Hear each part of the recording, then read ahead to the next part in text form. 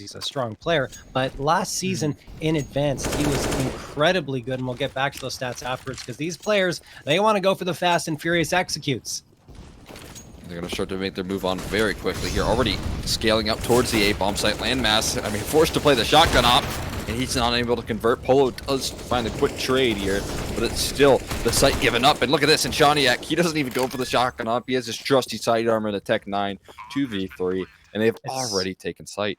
This is another save unless they get a frag right here, and they get it. Okay, now they got a chance. 2v2. They can go for this one, especially with Jermaine rotating around from long. He's already in the long doors. Drew got a decent chunk of utility. Flashbang goes out, thinking about throwing the Molotov onto the site, and ooh, that might miss the mark. Oh no, it hits right on. Excuse me. Right on the bomb site proper. Drew coming up, looking to spot out a player on Cat. He gets in Shaniak down to 9, but can't finish him off. BQL gets the last 2. So close for Coldest Riders, but no cigar. 7-1 GGPR. A timeout called here, I believe, by Coldest Riders. Talk things over, but yeah, it hasn't been good for them. Gives us a chance to talk about JT, though, who was extremely strong in advanced last season. 15 games played in the regular season, 319 frags, a plus 74 kill to death differential, 89.7 ADR, and 21 3-kill plus rounds. He's incredibly strong. It was a shame that he couldn't qualify with the rest of his squad from X13 and that the team disbanded, but man, he's found himself a great home, it seems, here with GGPR. Yeah, he's going to be happy where he ended up there. I'm certain of it. And, I mean, honestly, it was a very surprising result, the fact that X13 weren't able to make it into Premier as that roster. But they came in as the #1 seed in advance, and they were able to make relegation. Just couldn't get it across the line. It's tricky nowadays to get that Premier access. So, you know, if you can do it by joining the team, why not? And Shaniak once again opening frag, taking down landmass, and he's rocking 15-1. He's been killed a singular time in this matchup. Unreal. I mean, what do you do against a mobile op like that on T side? Jermaine is going to charge in with Drew into the upper tunnels and get lowriders. They've picked up an AK for themselves, but in the meantime, they've given up the A site. And this time I kind of understand it. They had the Deagles spot up. They were gamble stacking, leaning more towards B, and GGPR took the A site as a result. But they have the AK, so a retake isn't out of the realm of possibility. And now Jermaine finds Exceed. Very least Exceed was able to position his body enough to drop that bomb on the ramp comfortably. So Intradic will be able to punch in those numbers, but maintaining that man advantage, make it 2. As they find themselves another frag here. Jermaine rather has pushed himself up, but the molly's a little short. Does force in Shaniak off, making a second death as well. And Jermaine, he's barreling up. Beaky takes down 2, though, looking to make the 1v4 happen. He's got himself positioned into a nice spot into his ramp, but he's going to go down in towards elevator, and this just becomes a whole lot more difficult as they start to scale up. They're going to play the numbers game, and it will be the trades, but man, did he make that round so expensive. Yeah.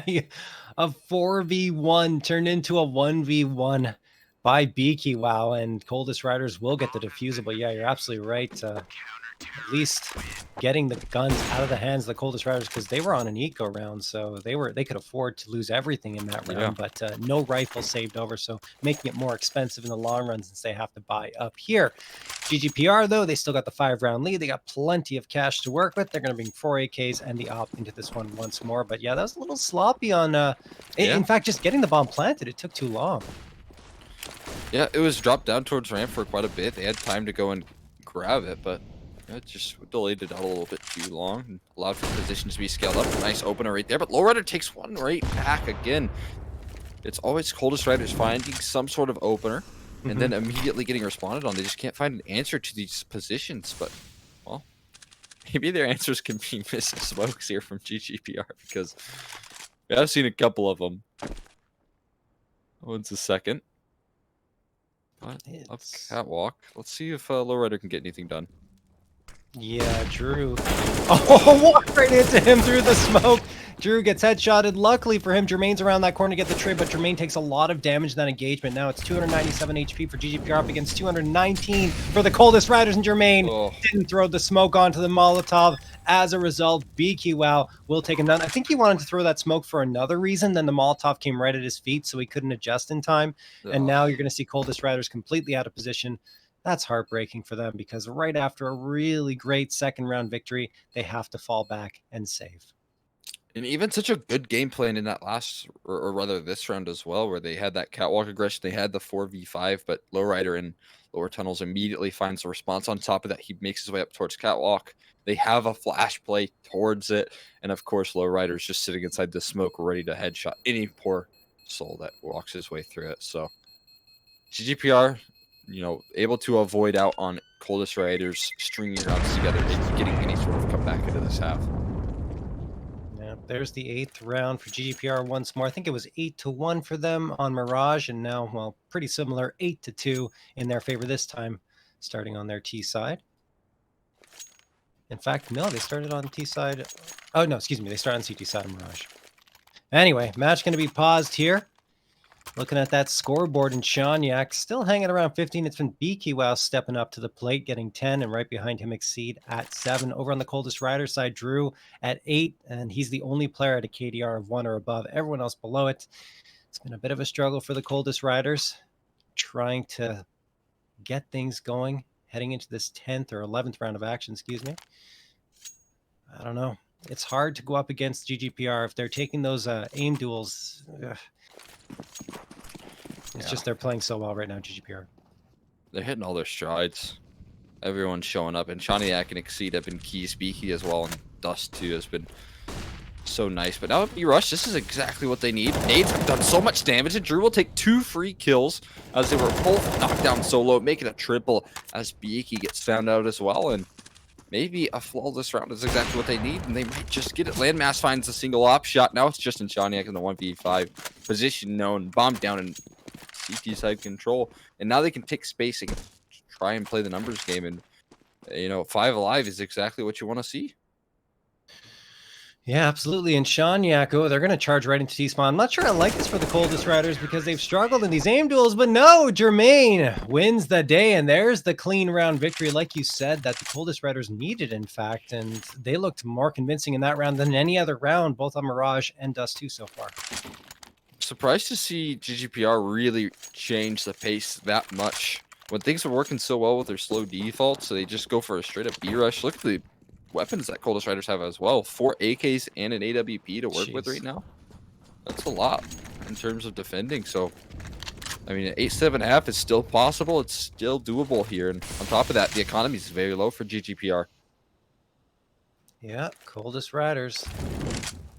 We need to see a good follow-up round from them, which has been hard to find so far. And Shonyak's going to toss a little bit of utility towards mid, maybe open up a little bit of space for JT to push out. They haven't committed to anything just yet, but that's a great peek by Savage on Cat. Takes down JT and then falls back immediately. Such a nice opener right there. Very quick with the trigger, and that's just what the AKs can afford you. That first bullet headshot, but this long aggression, this is going to be punished here. They still have a player in pit, and look at that. They full strike. They literally take their opponents down one by one. Now up towards catwalk. Landmass is stuck between a rock and a hard place. He's forced to fall back in towards CT spawn, and there you go. As soon as you get that advantage, GGPR have the proper reactions to take it right back. That was so well done. See, this is a recurring trend right now. Coldest Riders getting the opening frag and then losing more bodies than they get on their side, or more frags than they get repeatedly. Yeah, typically you have about a 65 to 70% chance of coming out with the round victory when you get that first frag. And if you're not doing it, if you're not converting, that is very problematic indeed. Now, the Coldest Riders will be able to hang on to their rifles here with a couple of nice frags, but still, the most important thing, the round victory, is going to go in GGPR's favor. Yeah, nice couple of kills there towards the tail end, but like you mentioned, you need to convert off of these 4v5s as a new team, as your rookie season in Premier. You got to make sure that you're closing out every opportunity you can, and that's not an easy task, especially with the fact that Shonyak and Exceed are hitting some nice strides, Beaky doing the same.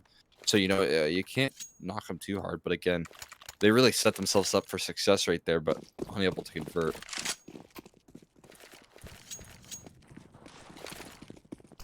We'll see what we got going for him right now. Long control is going to be attempted here, and And Shaniak has made his way through, spotted out Savage and Pit. They dodge out on the flashbang here, and they don't have a molly to flush out Shaniak just yet. They're going to throw that now. In fact, 2 mollies going to head his way, and that'll burn him. That'll cause some commotion. He falls short to the molly right there. Polo find the opener, and now mid control is already being aggressive upon. There's only one towards B. It's just going to be Jermaine, and he gets taken down. It's such a good call by GGPR to rotate back to that B site. They had to sacrifice Shaniak, who perfectly understood his role in that situation, but he attracted so much attention. 3 players committed to fighting him towards long, and that's why the opening was pretty much made by GGPR to get through mid, and then 1 player left on the B site. That's all she wrote. Yeah, that's exactly right. That was such a well-played round right there. Shaniak causing so much attention to head his way. And if they had a molly towards blue bin earlier, they would have been able to afford more players towards that mid position, towards catwalk, and make it a little bit of a quick rotation. But there was really no help on B right there. And again, it's just GGPR. Every single mistake you're going to make, Coldest Riders, it's going to be abused. And look at that. C takes down a frag for him as well. GGPR's mid-rounding is far superior to Coldest Riders in this best of 3. There's no question. That's the difference maker, because the Coldest Riders have been able to engage with them. They've gotten those opening frags. You know, things are going right at the beginning, but afterwards, GGPR just takes over, and they have trouble closing out even the advantages that they get when they're up 4v1. You saw it. They lost 3 players and almost lost the round when BQWow tried to clutch it out. Anyway, 10-3 for GGPR. JT going to go for a quick entry towards long. No one there this time. Coldest Riders playing quite passively, which could necessarily be the answer to GGPR at this point. We'll have to wait and see, but GGPR going to adjust here. They don't see anyone at long, figure something might be going on, so they're going to fall off. Get your opper in pit. That's always a good sign on your T side. That's exactly what you want to do for GGPR to allow for more effective mid-rounding. That's already been a strong suit here. But they are scaling their way up towards long pretty quickly. No catwalk presence. It's just going to be an all-out brawl on this A bomb site. And there will be 4 CTs to meet the defense. Slam Mash to kick it off as well. Finds the opening frag. They're going to flash their way through. They're going to find the 2 kills. The flash is good, but Shaniak still holding down the line here towards the back. A bomb site, and look at that. Oh, right. Look at his bullet in his spray. He's going to find it.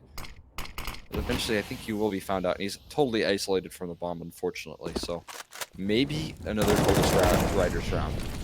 Maybe, but Shaniak hasn't been taken down yet. He's playing in pit, and Lowrider eventually going to rotate through here.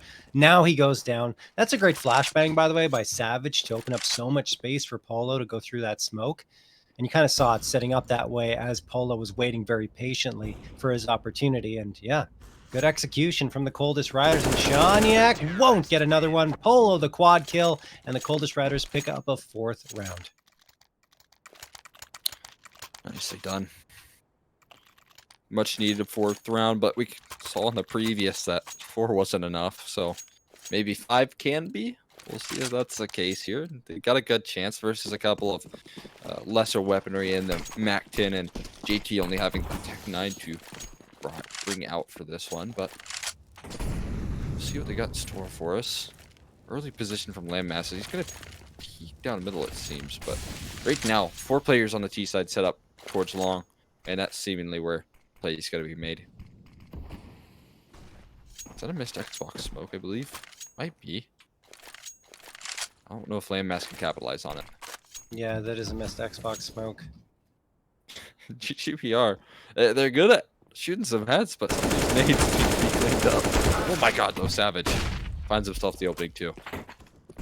Yeah, good on Savage to at least get the frags, but man advantage in favor of Coldest Riders has gone awry before, and GGPR do have control of pit.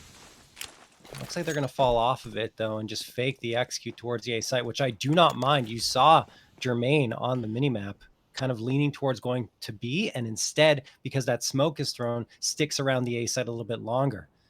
That said, GGPR, we're going to send all 3 players up cat. This could catch Coldest Riders off guard, but Polo's watching. He can't get the frag, though. Here comes BQWow, grabs the AK, and they're just going to charge out at this point. Utility going to fly out. Molotovs, flashbangs, everything to push the Coldest Riders out of position, and they do exactly that. No one's even left on the site proper. 2 players in CT. Jermaine going to have to fight his way back to the site from a very tough position, but he does manage to take down Exceed.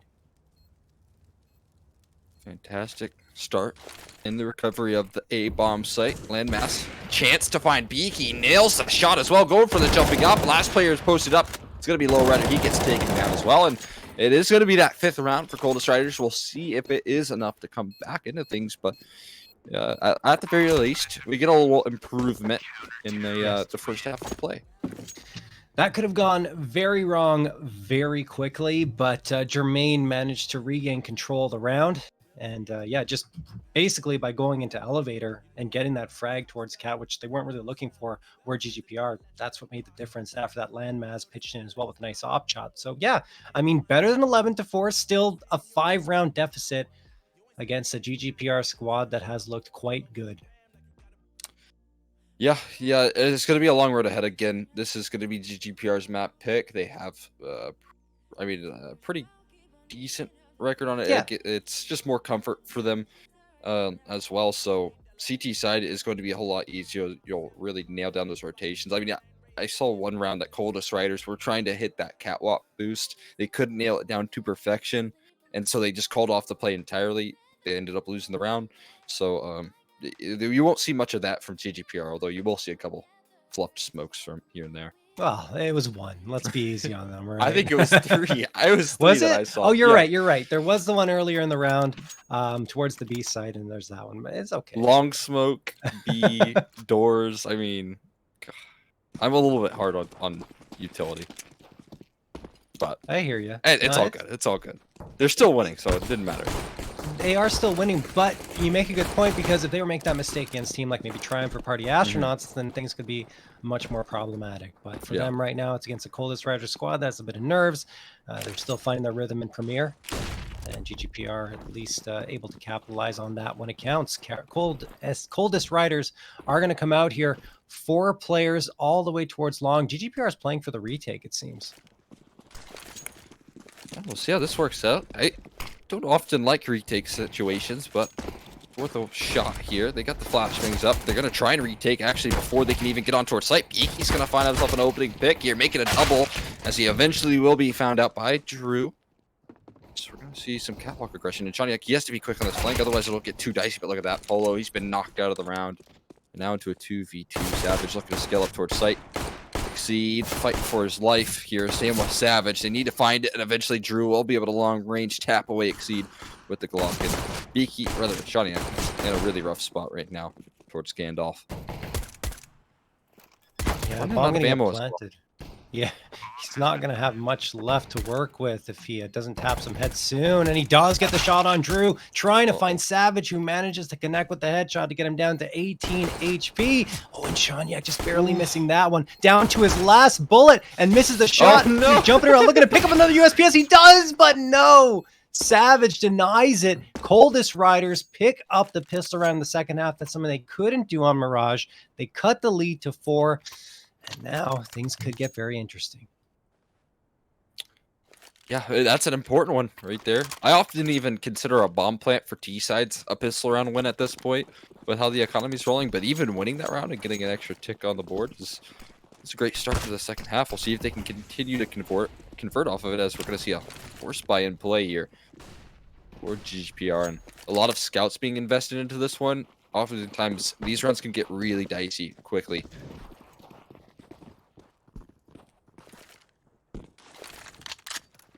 Coldest Riders go towards long. They don't like what they're seeing, so they fall off a bit. They leave one behind. That's Polo to lurk around, and we'll look to make a lot of noise here against Shaniak, perhaps. It's Low Rider going down to 16, though. He was just trying to push up mid there and got caught off, so he's a little trapped. Doesn't want to come out just yet, and it's Exceed who gets the opening frag. This is problematic for the Coldest Riders, but the B site is open momentarily. BKY is closing that gap, and he could get the first frag here. Excuse me, second frag for his squad in the round. Is he jump scouting? I didn't even know that was still accurate. He hit 2 shots jump scouting. I had no clue you could do that. They still have taken heavy damage, and I think Drew heard a footstep, and so he's going to go for the spam on the boost. But either way, into a 4v4 with a couple low HP bars from the scout. They're going to wait this smoke out, but look at that. Really nice recycled smoke from Savage.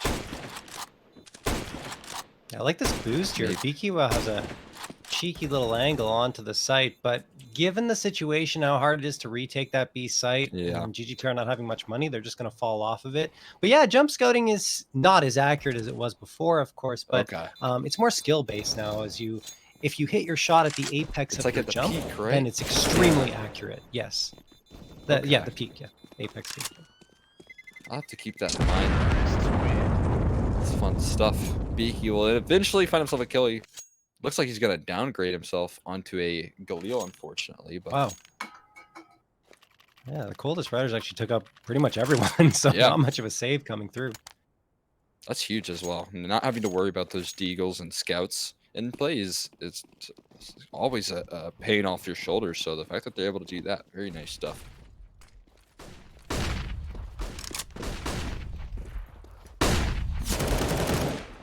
Towards long quickly. Oh, good aggression from Coldest Riders as Jermaine gets JT. It's just an anti-eco at this point. There is one rifle to worry about. That's BQWow. And yeah, he's just going to want to save the Galil at this point. Nothing doing at all for GGPR, and the Coldest Riders have cut the lead to 2 with this round victory. Well, it can farm up some money as well with the Mac 10. Gonna need a hefty bank if you want to pull this one off. But this is exactly what we kind of talk about when a 4-11 or 5-10 half comes into play here, especially when you're heading into your T side where you don't have to worry about the economic woes of how CTs have to play now. It's really easy to topple the economy and get things activated and fight your way back into this. And that's exactly what we're seeing right now from Coldest Riders. So if they can continue, especially with this bonus round conversion, it'll be what's shaping up to be maybe a competitive game and maybe a third map as well. Well, yeah, maybe. We'll have to see because GGPR now have an ideal buy-up, let's say, in Yeah. Shonyak with the op and 4M4A4s around him. We'll see if the Coldest Riders can continue their run or if GGPR will set up a wall that they cannot break through. Smoke gonna fly through into upper tunnels there. That's thrown by BQWow, and that will push the Coldest Riders off the B site. That's exactly what GGPR wants because they've got a great setup towards top mid and cat. Exceed takes down Savage, and I think Lowrider, yeah, he's already pushed out towards T spawn. So that's a lot of control to have already for GGPR. They've got so much going for them. The B bomb site at this point is the only option they have left. They catch heavy flak as well, but look at this. Well, that gets a whole lot weirder. As Drew finds that frag and make it another. Jermaine finds one through the wall. JT trades. And now, I mean, they're spread super thin throughout the map, but okay. Beaky finding that kill in the polo does kind of stabilize things, but we just saw 6 different fights in 6 different parts of the map right there from these 2 rosters, and it will actually favor GGPR eventually. Yeah, that one was a bit sloppy from both sides. You saw Lowrider. I thought he had an advantage there, but he didn't realize that a player, I think it was Drew, had already gotten around towards long and did not hard clear that corner. That said, in Shonyak, the force to be reckoned with on the T side is now a wall with the op on CT side, but no, denied by Drew. And now Drew's going to charge out. Only 13 seconds left. He's going to try and go for these frags, but he won't be able to get it. JT drops his second in the round, and GGPR get their first in this second half. Yeah, that's a solid play right there. I mean, I thought that Coldest Riders with the trades and with the fact that they were able to find that pick on Lowrider of all things was maybe going to allow them to get things into fruition. But that was a bonus round for Coldest Riders. I kind of had Galil still and Mac 10s. So they'll get everything they could ask for in this gun round. We'll see if GGPR can continue to try and convert here. But Chunyak, he's rocking the scout right now, no longer able to hold on to that op. Yeah. But he's on 20 and 12, having such a crazy game.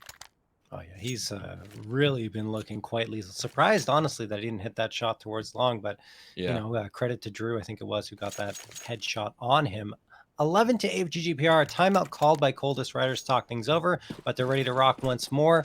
Hardware-wise, will favor Coldest Riders with the 4 AKs in the op, but still 3 rifles, make that 4 for GGPR, as you mentioned in Shonyak. Instead of having the op, though, it is going to be the scout, and he's going to have at least more mobility peeking around mid, so that could favor him if the headshots connect. Look at systematic long control as well from GGPR. They just throw so many nades. It's impossible for them to take any sort of ground. Look at this as well from Lowrider. Gets himself tucked in close towards long, so they can just rotate all of their players back. And so this mid to B is going to be met with a little opposition, but maybe it's exactly what Coldest Riders need to do. Oh, there's the scout headshot. Jermaine trades it out immediately, and then he gets another one on BQWow, but still the man advantage is in favor of GGPR here. 3v2, HP below half for both Drew and Jermaine, but they have a couple of pieces of utility left, both in the Molotovs. And Molotov is thrown a little too deep, I think, towards window, but Exceed's going to throw a flashbang over. Support comes through. Lowrider from Tons, JT from Doors, and that will be that. Drew and Jermaine dropped quite handily by GGPR, who pick up a 12th round for themselves. And I think Exceed just got off that to make sure his teammates get the weapon upgrades they were looking for. Got themselves an AK and an op picked up. It's very nice recovery right there from GGPR. I really just, you can tell that they are a team that's comfortable on Dust 2. They made no mistakes in that long control attempt. They had so many flashbangs to ensure that they were able to hold on to that control, and even the Molotov towards Blue Bin. It's just exactly what you want to see when you're taking control of that part of the map. And on Dust 2, long can kind of be a coin flip of sorts, but when you're playing with this roster of GGPR, the amount of utility and resources, it's no longer that. Speaking of which, a lot of utility committed towards long by Coldest Riders. They wanted to go for this cap push with the pistols. JT gets one, but only one. Savage gets him with the Tech 9, and this is A-site control for Coldest Riders. They should be at least able to get a bomb plant out of this. Won't be able to recover the rifle, and here comes GGPR going for the retake. Lowrider going to get one, but only one. Great little Wandy from Drew. And a chance now, not only for the bomb plant, but for a round victory from the Coldest Riders. Polo as well. He has a chance here on the flank. He's found himself. Oh no, it's actually BQ nails the quick headshot reaction on Nabolo on the flank there. His bomb has been mollied off. Smoke goes a little bit deep, and he's going to be forced to spam through it. He has to swing, and yeah, it's just too much to ask for. He had 2 smokes to work around Exceed. Not much of a chance he'll lose that one. Now, they made it really expensive, and they got the bomb down, but as GGPR start to inch their way towards 16, what matters the most is just making sure that you get rounds on the board, and that one just slips right out of their fingertips.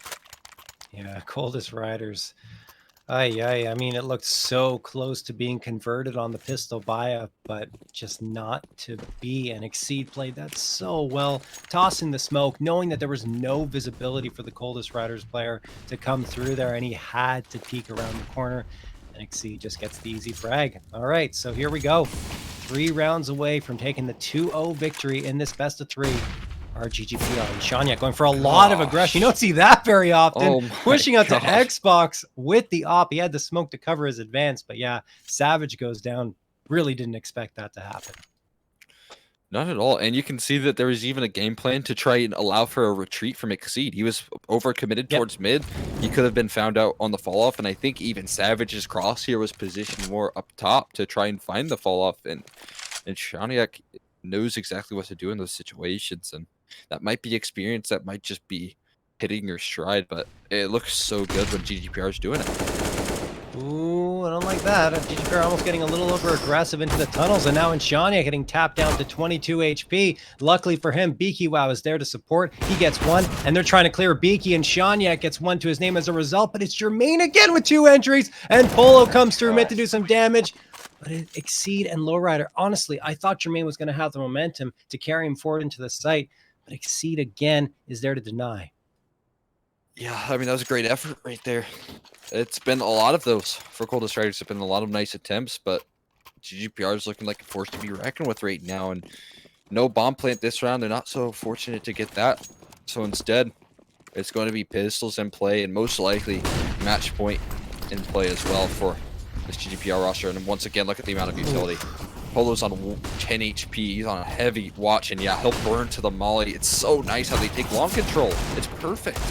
Oh, but Jermaine takes 2 down with them, but eventually the bomb will go down, but still even trades throughout the map and make it a man advantage. It's just Shaniak left last alive.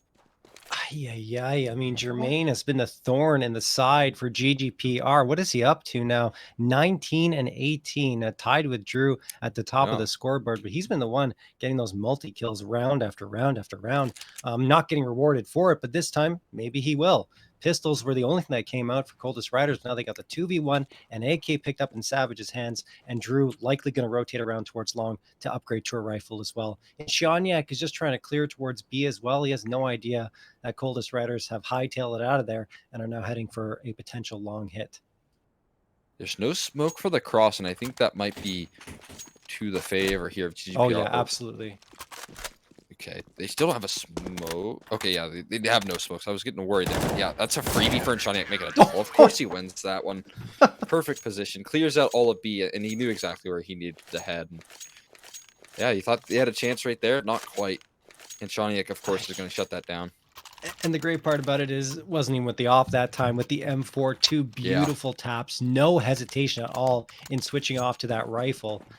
And now he's going to re-upgrade to the AWP, 25 and 15, plus 10 kill to death differential, and an ADR, I believe, of 93 here for Shonyak, which is very, very good for an off main.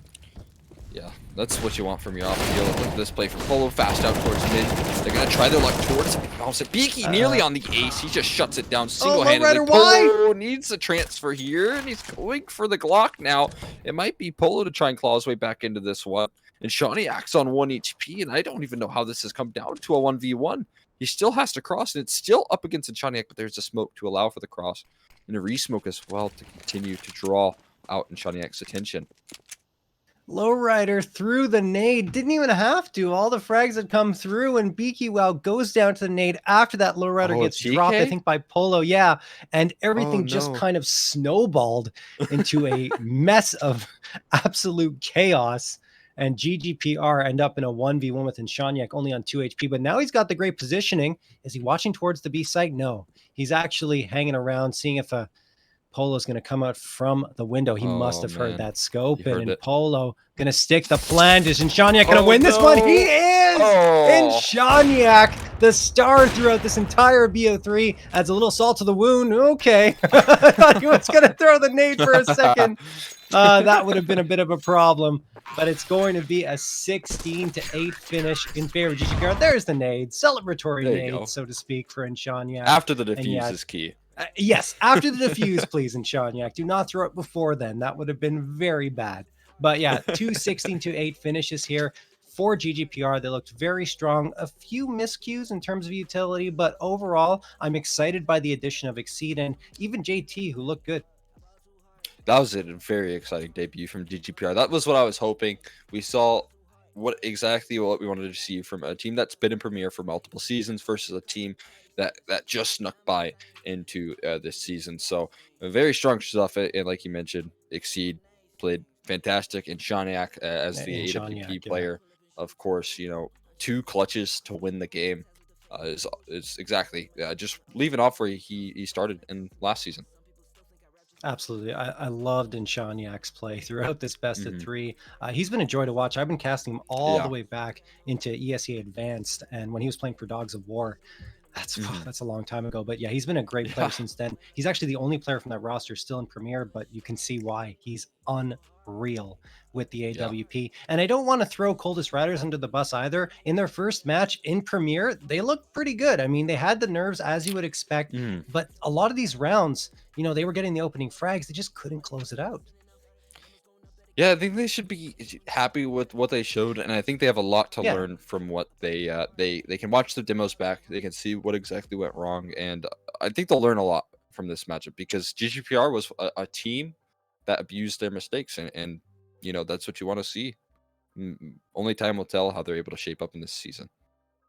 Absolutely. And with that, guys, we will be signing off for the night. Thank you so much for tuning in. Again, congratulations to GGPR, who start the season off 1-0 with 16-8 victories on both Mirage and Dust 2. I am JRT for Exner, guys. Don't forget to tune in next week. It's going to be Tuesday at 8 p.m. Eastern once more for some more ESEA Premier North America action. Have a good night, everyone.